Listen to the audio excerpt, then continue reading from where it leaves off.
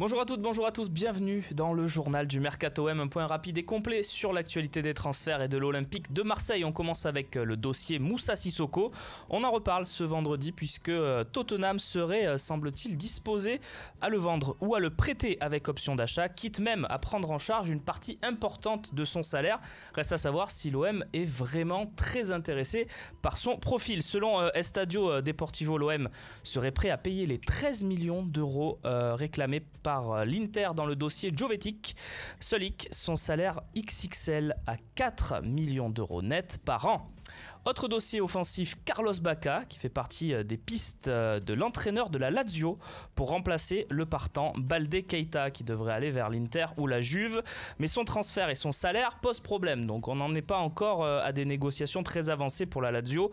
Mais en tout cas, ça fait un concurrent de plus pour l'Olympique de Marseille dans le dossier Bacca. On rappelle que Milan espérerait 20 millions d'euros pour son attaquant colombien. On passe à la Ligue 1 avec Paris qui commence à lancer les hostilités sur deux joueurs majeurs de la planète football. La possibilité de voir Neymar quitter le Barça pour le PSG est très importante selon certains médias espagnols. Sa clause de départ est tout de même estimée à 222 millions d'euros.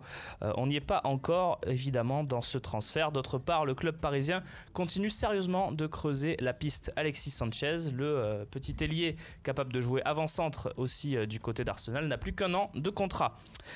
Des regrets dans le dossier Benjamin Mendy, c'est la question qu'on se pose aujourd'hui puisque à Monaco le départ de Benjamin Mendy se précise vers Manchester City et le montant du transfert surtout peut laisser des gros regrets à l'Olympique de Marseille. On parle de 55 millions d'euros dans l'équipe ce matin. Si seulement l'OM avait pensé à inclure l'été dernier un pourcentage à la revente, il semble bien que ce ne soit pas le cas, mais imaginez seulement avec 10% de ce transfert, l'Olympique de Marseille récupérerait 5,5 millions d'euros dans ses caisses et avec 20% de ce transfert, ça serait 11 millions d'euros qui seraient rentrés dans les caisses pour pourquoi pas améliorer encore le mercato d'été. On rappelle qu'il avait été vendu 15 millions d'euros par l'ancienne direction de l'OM.